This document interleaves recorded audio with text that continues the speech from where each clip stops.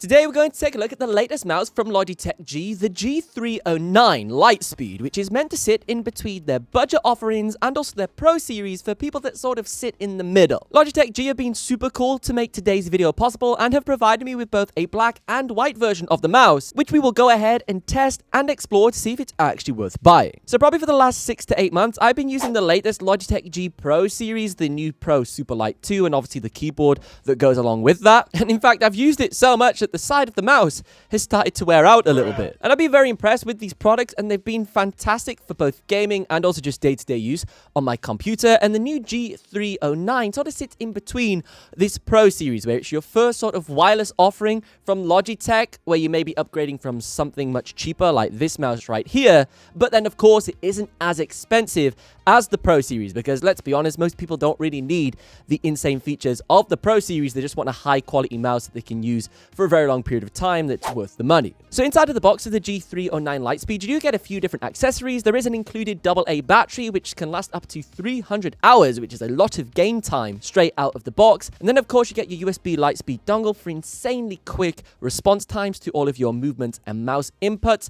for the best gameplay experience. There is also this USB cable that lets you extend and also place the USB dongle in a better position on your desk, because some people may have their PC underneath the desk and it gets blocked a little bit, so the connection might phase in and out. So you can use this cable to put the Lightspeed dongle as close as possible to the mouse for the best possible experience. And finally, there is also these included pads that you can attach onto the G309 for additional grips if you want to have a different feel to the mouse in your hand. Now, on the topic of how the mouse feels to the hand, I personally think it feels very similar to the Pro Series. When you have both these mice next to one another, form factor wise they look kind of similar, but the shape of the G309 at the rear is a little bit higher. I feel like the Pro Series lends itself very well to a large range of different grip styles, especially palm. You can really lay your hand quite flat on that mouse or do more of a claw grip. It's very, very versatile, but if you're feeling lazy, the palm grip works great. But with the G309, both grips work well, but it's definitely more centered around a fingertip orientated position, where you've got that sort of I wouldn't say claw grip because it isn't as aggressive as that, but your hand is sat up just a little bit higher, with the mouse just being a little bit smaller overall with its surface area. I think this gives you a little bit more fine-tuned control when you are throwing it around your mouse pad. Still, it is very comfortable to use, and also I like the additional buttons it has over the Pro Series. So when you look at the G309, you've got 2 buttons on the side which are remappable inside of the G Hub software to basically whatever you like straight out of the box. They do back and forward, but there is also a DPI button that is on the top that lets you switch between your profiles. Now, in a recent update, the G309 does now support up to 5 different profiles, which is exactly the same as the Pro Series. So you can have 5 different DPI settings on there, and you just switch between them with a click of a button. And there's also a nice little light indicator that changes color to correspond with which current profile you have loaded in on your mouse. Now, probably the biggest difference is the overall weight of this mouse. Even though it is much smaller, it is a heavier mouse when it has the AA battery inside of it. It weighs around 86 grams with that AA battery in there, which I personally find quite comfortable. I've used a huge range of different mice over my gaming careers, heavy ones, light ones, and everything in between. The G502, very popular one that I like to use, which is obviously a little bit of a heavier mouse. But you can use this mouse without a battery inside of it, and I'll talk about that later on in the video. And it does weigh only 68 grams, which is insanely light and very comparable to what you get from something like a Superlight. Now, before I tested out this mouse in any games, I did boot it up in the G Hub software, made sure it was all up to date, did a firmware update, and also tweaked some of the settings. Now, interestingly, the G309 could do firmware updates wirelessly, whereas some other Logitech mice require you to actually plug in a USB cable. Don't know why the difference is here, but at least that made it much quicker and easier to set up. It did the firmware update, up and running wireless, no problems whatsoever. Then we hopped in and had a little look at how different it was in terms of the DPI settings that were available for me to adjust. Now, the minimum DPI you can use on the G309 is 100, which is perfectly fine,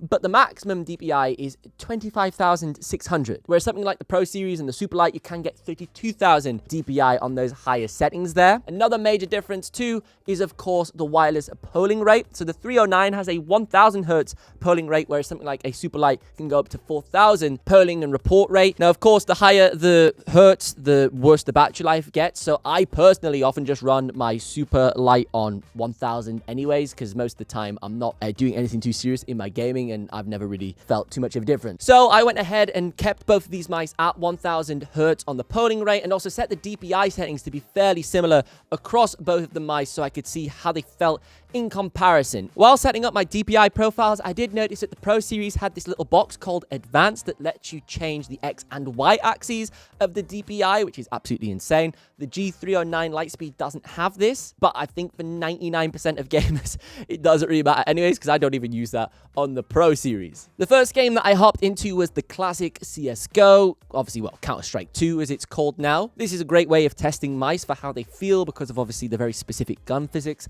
within each of the games. Found my overall experience with the G309 Lightspeed to be fantastic. I had no complaints really with how it felt in the hand. The weight of the mouse with the AA battery inside of there was comfortable. And also the ergonomics of the mouse. I like the size of it and how it feels in the hand. I'd have loved something like this when I was a teenager, because I think for the price point that it comes in at around £80, it sort of sits nicely between entry level but sort of that great mid-range mouse where you're not spending hundreds and hundreds of pounds. You're still getting that pro level feeling that you want from a mouse, and it's going to last you many, many years. And it's definitely a big step up from something in the £30 to £40 range, and obviously it's still wireless and does all the things that you want with very few compromises. The next game that I tried out was Call of Duty. Now with Call of Duty, I find this is always a great game to test out mice because of sort of how fast-paced inherently Call of Duty is. CSGO, obviously, it's got very specific gun physics with accuracy, but the overall pace of the game's much, much slower. But with Call of Duty, you're sliding around, spinning around, doing your 360 no-scopes. So it's really great how you can feel the overall weight of a mouse in the hand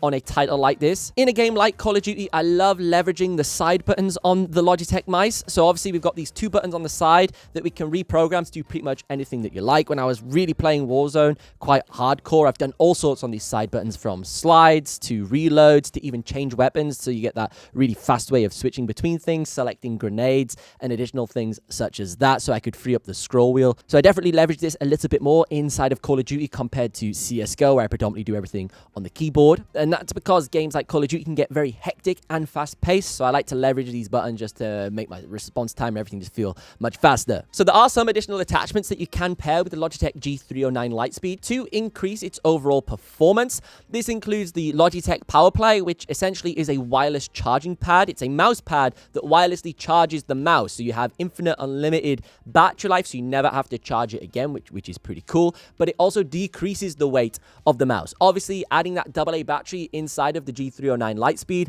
will make the mouse heavier, but you can remove the AA battery and instead put this little disc in the base of your G309, and this reduces the weight down to 68 grams, which is insanely light. Now, of course, the PowerPlay is quite expensive. It's around £120, and it is quite a small mouse pad, but the technology inside of this thing is fairly groundbreaking, and I have used one of these for around 12 to 18 months in past gaming setups, and it has just made my life much, much easier. There's less cables lying around your desk for charging things up and so on, and you never need to worry about running out of battery ever again in the middle of a gaming session. Now, in addition to this, there are other things you can do to reduce this weight even further. Now, I tried removing the cover for the battery compartment. This thing weighs 5 grams itself, just this tiny piece of plastic. So if you wanted to make the mouse even lighter, so it is essentially a super light, you could take this cover off, and that removes 5 grams from the overall weight, which for some people, depending on their playstyle and how obsessed they are about these things for their competitive edge, it could be a potential solution or option for them. There is dual wireless connectivity support on the G309 Lightspeed, so you can use this with the Lightspeed adapter for the fastest response times possible, or you can switch this into Bluetooth mode, so you could pair this with something like an iPad, pair this with your laptop for you're doing some student work on the go. And there is also an option for a black version of this mouse, so you can choose whichever color you prefer depending on your gaming setup theme. I will leave links down below in the video description where you can learn more about the brand new G309 Lightspeed. This is a brand new launch, so I will link over to the official Logitech G website, as this is probably where the best stock and availability will be right from the off. But as always, I've been Ben Rollins. Thank you so much for watching. Be sure to like and subscribe, and if you have a little bit of extra budget to spend on your gaming setup, why not check out this video next, where I look at the Logitech G Pro Series.